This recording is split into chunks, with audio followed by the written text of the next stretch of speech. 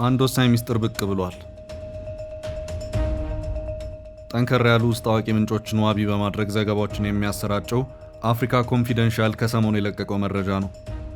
4 ኪሎን፣ መቀሌን፣ አስመራን፣ ካይሮንና ሪያድን አካቶ ዋሽንግተን የሚገባ የተጠላለፈ ፖለቲካ ነው። አፍሪካ ኮንፊደንሻል ለዚሁ አነጋጋሪ ለተባለው መረጃው መነሻ ያደረገው የትራምፕ አስተዳደር እንዴት በአፋጣኝ የህወሓት አመራሮችና ቤተሰቦቻቸው ላይ የቪዛ እገዳን ጣለ የሚለውን ነው። ይሄው በቪዛ እገዳ አንድ ተብሎ የተጀመረው እርምጃ ከህወሓት የኢትዮጵያ መንግስት ወታደራዊ ፍጥጫ አንጻር የትራምፕ አስተዳደር አስተላለፉን ከኢትዮጵያ መንግስት ጋር ማድረጉን የሚያሳይ ነው የሚሉም አልጠፉም። አፍሪካን ኮንፊደንሻል ግን በዚሁ የሰሞኑ አነፍናፊ ዘገባው የለም ነገር ወዲህ ነው፣ ከ4 ኪሎ እስከ ካይሮና አስመራ ብሎም እስከ ዋሽንግተንና ሪያድ ድረስ የተጠላለፈ ጂኦፖለቲካ አለ። ህወሓት ላይ ይፋ የሆነ የአሜሪካ የቅጣት መጀመሪያም ከዚሁ ጋር የተሳሰረ ነው ሲል አስታውቋል።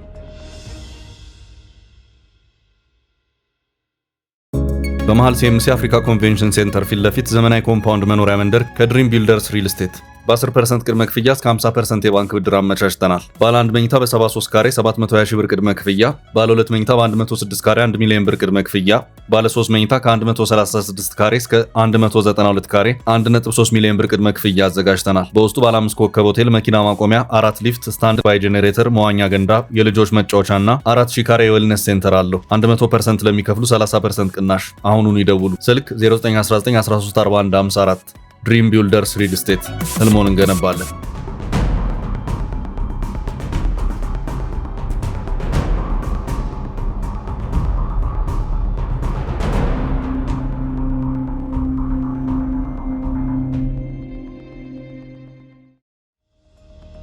አፍሪካ ኮንፊደንሻል በዚሁ ዘገባው ህወሓት ከኤርትራና ሱዳን ጋር ጥምረት መፍጠሩን፣ ግብጽ ከኤርትራና ሱዳን ጋር እንደዚሁም ኤርትራ፣ ሱዳንና ግብጽ ደግሞ የኃይል አስተላለፋቸውን የተባበሩት አረብ ኤምሬትስ ባላንጣ ከሆነችው ሳውዲ ጋር ማድረጋቸውን የትራምፕ አስተዳደር አደገኛ ቀጠና የኃይል አስተላለፍ አድርገው እንደወሰደም አመላክቷል። በዚህ ሂደት ውስጥ ከህወሓት ጋር ካለው ውጥረት አንጻር በኢትዮጵያ ዳግም ጦርነት ቢቀሰቀስ ድንበር ተሻግሮ ቀጠናዊ መልክ ሊይዝ ይችላል የሚለው ስጋት ያደረበት የትራምፕ አስተዳደር አሁን የክብሪቱ ጫፍ የሆነውን ህወሓት ወደ ጦርነት እየሄደበት ያለውን ፍጥነት ለመግታት ይኸው የጥብቅ መልእክት ማስተላለፊያ የቪዛ እገዳ እንደተጣለ አመላክቷል። እናም የትራምፕ አስተዳደር በቀጠናው ክፉኛ እያንዣበበች ካለችው ግብጽ ጀምሮ እስከ ኤርትራና ሳውዲ ድረስ የተፈጠረውን ግንባር እንደ አንድ አደገኛ የትርምስ ግንባር ተመልክቶታል። የስለቱ የመጨረሻው ጫፍ ተደርጎ በቀጠናዊ ስጋትነት የታየው ደግሞ ህወሓት ነው። ይህ የአፍሪካ ኮንፊደንሻል አነጋጋሪ መረጃ ነው። ይህንን ጉዳይ በመልኩ ጥቂት ዘርዘርና በተን አድርጎ ማየቱ የሚያስፈልግ ይመስላል። እጅግ የተወሳሰበ ሀገርን ሊያፈርስ የሚችል ከሱዳን የእርስ በርስ ጦርነትም ጋር ጭምር ተወሳስቦ ቀጠናዊ ትርምስን ሊያስከትል የሚችል ነው። አሜሪካውያኑ በረጅም አፍንጫቸው አሽትተውታል። አሁን ባለው አካሄድ ህወሓት ወታደራዊ እንቅስቃሴዎችን ካደረገ የትራምፕ አስተዳደር ተከታታይ ቅጣትም የሚከተል መሆኑንም ተንታኞች ማብራሪያ እየሰጡ ነው። ከቀናት በፊት የትራምፕ አስተዳደር በሱዳን ሁለቱ ተፋላሚዎች ላይ ከባድ ማዕቀብን ይፋ አድርጓል። የትራምፕ አስተዳደር የሰሞኑ አካሄድ ግብጽን አላስደሰትም። አሁን ባለው ሁኔታ የሁሉም ቀጠና ኃይሎች የማሰባሰብ ማጠንጠኛ ሆና ብቅ ያለችው ግብጽ ናት። ግብጽ ከሁለቱ የሱዳን ተፋላሚዎች መካከል በጀነራል አብዱልፈታህ አልቡርሃን የሚመራውን የሱዳን ጦር ኃይል ወይም ሳፍ የሚባለውን ኃይል ትደግፋለች። በጀነራል መሐመድ ሐምዳን ዳጋሎ የሚመራውንና በምህጻረ ቃሉ RSF በመባል የሚታወቀውን የፈጥኖ ደራሽ ኃይል ደግሞ አጥብቃ ተቃውማለች። ከዚህ ባለፈም የዳጋሎ ጦር በአየር ኃይሉ አማካይነት ግብጽ አጥቅታኛለች በማለትም ከዚህ ቀደም ደጋግሞ የከሰሳት መሆኑም የሚታወስ ነው። ጀነራል ሐምዳን ዳጋሎ በአንጻሩ በተባበሩት አረብ ኤምሬትስ ወይም UAE የሚደገፉ መሆኑን ከዚህ ቀደም በርካታ ዘገባዎች ከማመላከት ባለፈ ጉዳዩ በክስ ደረጃ እስከ ተባበሩት መንግስታት የጸጥታው ምክር ቤት ድረስም ደርሶ ነበር። ክሱም የተባበሩት አረብ ኤምሬትስ በሱዳን የውስጥ ጉዳይ ጣልቃ እየገባች ነው፣ የሱዳንን አንድነት አደጋ ላይ እየጣለ ያለውንም የሱዳንን ፈጥኖ ደራሽ ጦር በድሮንና ተተኳሽ መሳሪያዎች እያገዘች ነው፣ አደብ አስገዙልን የሚል ነበር። በዲፕሎማሲ አቅጣጫ የተባበሩት አረብ ኤምሬትስ ብልጫውን በመውሰዷ የጀነራል አልቡርሃን ክስ ብዙም ወደፊት ሳይገፋ ቀርቶ መሃል ላይ መቀጨት ግድ ብሎታል። አልቡርሃን ለጀነራል ዳጋሎ ጦር ድጋፍ በመስጠቱ በኩል የኢትዮጵያ መንግስትንም ጭምር ሲከሱ ይሰማል። የኢትዮጵያ መንግስት ለRSF ጦር መንደርደሪያ ሰጥቷል የሚል ክስ ነው። የኢትዮጵያ መንግስት ሐሰት የፈጠራ ወሬ በማለት አጥብቆ አስተባብሏል። በዚሁ መሰረትም ግብጽንና የአልቡርሃንን ጦር በአንድ አቅጣጫ የሚያሰልፉ አካላት የኢትዮጵያ መንግስትንና ጀነራል ዳጋሎን እንደዚሁም የተባበሩት አረብ ኤምሬትን በአንድ ምድብ ሲያስቀምጡ ይታያል። ይህ እንግዲህ በጦርነት እየጋየች ካለችው ሱዳን አንጻር ተፈጥሯል የሚባለው የኃይል አስተላለፍ ነው። በዚህ መሃል ኤርትራ አለች። ፕሬዚዳንት ኢሳያስ አፈወርቂ ኢትዮጵያ ቁጥር 1 ስጋቴ ናት ብለዋል። ስጋቱ በባህር በር ፍለጋ በኢትዮጵያ ወረራ ሊፈጸምብን ይችላል የሚል ነው። ግብፅም ከአባይ የውሃ ህልውና ጋር በተያያዘ ኢትዮጵያ የብሔራዊ ህልውና ፈተና ናት ብላ ካወጀች ከራርማለች። ከሰሜን አፍሪካ ተጉዛ አፍሪካው ቀንድ ላይ ሰፊ ዲፕሎማሲያዊና ወታደራዊ እንቅስቃሴዎችንም እያደረገች ያለችው ከዚሁ ጋር በተያያዘ ነው። በየፊናቸው ኢትዮጵያ ስጋታችን ናት ያሉት ግብፅና ኤርትራ አንድ ግንባር ፈጥረው ምክር ከጀመሩ ሰነባብተዋል።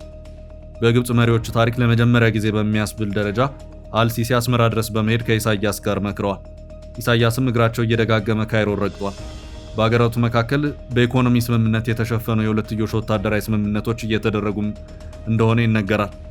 ኤርትራ በቀይ ባህር በኩል ኢትዮጵያ ስጋቴ ናት በማለቷ የቀይ ባህር ተጋሪም ጭምር የሆነችው ግብፅ በበኩሏ ኤርትራን አይዞሻለሁ ስትል ከርማለች። በአሁኑ ሰዓት ቀይ ባህርን ከሚጋሩት ሀገራት ውጭ ሌላ ሀገር በቀይ ባህር በኩል ለመውጣት የሚያደርጋቸውን ጥረቶች ፈጽሞ አንቀበለውም የሚል መግለጫን ግብፅ ደጋግማ አስነግራለች። እነዚህ በተከታታይ በተናጠልም ከኤርትራም ጋር ጭምር በጋራ ሲወጡ የነበሩት ቀይ ባህር ተኮር መግለጫዎች ኢትዮጵያን በስም አይጥቀሱ እንጂ ማንን ለማለት እንደተፈለገ ግልጽ ነው። እናም ግብፅ በሱዳን የእርስ በርስ ጦርነት የኃይል አስተላለፍ ውስጥ እንደዚሁም ኤርትራን ወደ ራሷ ጎራ በማሰለፉ ረገድ በአፍሪካው ቀንድ ወይም በምስራቅ አፍሪካ የሰራችው ስራ አለ ማለት ነው። ከዚህ ቀጥሎ ነገሩ ተስቦና ተጎትቶ የሚገባው ሳውዲ አረቢያ ነው፣ ሪያድ። እዚህ ጋር የአፍሪካው ቀንድ ፖለቲካ ከአባይ ፖለቲካ ጋር አዳምሮ የቀይ ባህር ጂኦፖለቲካንም ጭምር በመደረብ በተባበሩት አረብ ኤምሬትስና ሳውዲ መካከል ያለውን የፖለቲካ ባላንጣነት አስተሳስሮ ሪያድ ላይ ብቅ ይላል። በሱዳኑ የእርስ በርስ ጦርነት ዩኤኢ የጀነራል ዳጋሎ ጦር ደጋፊ ናት ስለሚባል ሳውዲ ዳጋሎ ባላንጣ የሆኑትን ጀነራል አብዱልፈታህ አልቡርሃንን ትደግፋለች። የሳውዲ ባለስልጣናት አልቡርሃን ደጋግመው ሪያድ በመጥራት አነጋግረዋቸዋል። ግብፅ በዚህ የሳውዲ የኃይል አስተላለፍና አቋም ደስተኛ ናት። ኤርትራም ዩኤኢን በመኮነን የኃይል አስተላለፏን ከሳውዲ አረቢያ ጋር አድርጋለች። ኢሳያስ ሪያድና ጅዳ ደጋግመው በመጓዝ ከሳውዲ ባለስልጣናት ጋር አብዝተው ሲመክሩ ታይተዋል። መሃል ላይ የኢራን ጦርነት ተከሰተ እንጂ ሳውዲ አሰብን አለማለሁም ብላ ነበር። ግብፅም ብትሆን የቀይ ባህር ወደቦችን ከኤርትራ የቀይ ባህር ወደቦች ጋር አስተሳስራለሁ ያለች መሆኑ የሚታወስ ነው። በዚህ መሃል ህወሓት ይመጣል። ህወሓት በኢትዮጵያ መንግስት ህጋዊ እውቅና የለህም ተብሏል። ትግራይን ይዞ በራሱ መንገድ እየሄደ ነው። ጽምዶ በሚል ወታደራዊና ፖለቲካዊ ህብረት ከኤርትራ መንግስት ጋር ጥምረት እንደፈጠረ ይነገራል። በትግራይ በኩል ያለውን የኢትዮ ኤርትራ ድንበር የኢትዮጵያ መንግስት የሚቆጣጠረው አይደለም። ድንበሩ ክፍት ነው። ይህ ሁኔታ ለኤርትራ መንግስትም ሆነ ህወሓት አመቺ ሁኔታን እንደፈጠረ ይነገራል። በዚህ ድንበር ያለው ግንኙነት ከኤርትራም አልፎ እስከ ሱዳን የሚዘልቅ ነው። አሁን ባለው ሁኔታ ሱዳንና ትግራይ በድንበር አይገናኙም።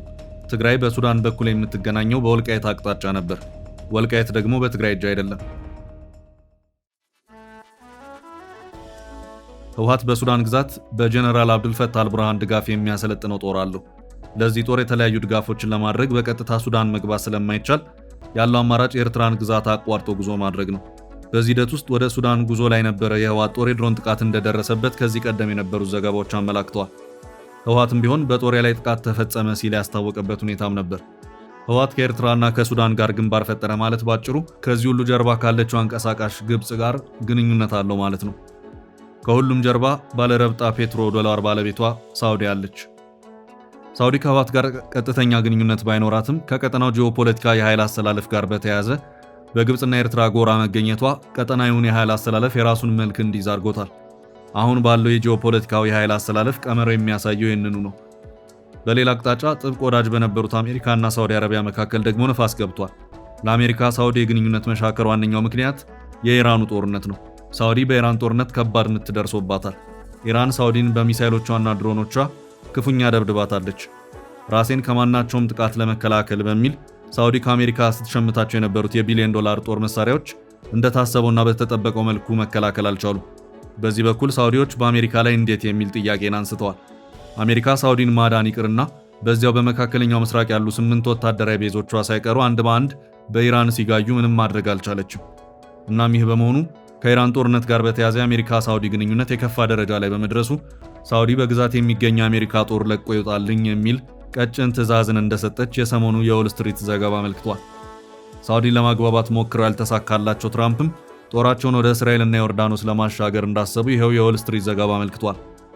በኢራን ጦርነት ምክንያት የአሜሪካና ሳውዲ ግንኙነት መበላሸቱ በሳውዲ፣ ግብፅ፣ ኤርትራና ሱዳን መካከል በተፈጠረው ህብረት ወይም ግንባር ላይ የራሱን አሉታዊ ተጽዕኖ አሳርፏል። ከኢትዮጵያ አንጻር የዚህ ቀጠናው የኃይል አስተላለፍ ማጠንጠኛው ነው ብቅ የሚለው ህወሓት ነው። ከህወሓት ጋር የሚኖረው ጦርነት ቀጠናዊ መልክን ሊይዝ ይችላል የሚለው ትንታኔም በተደጋጋሚ ሲሰጥበት የሚታየውም ከዚሁ አኳያ ነው።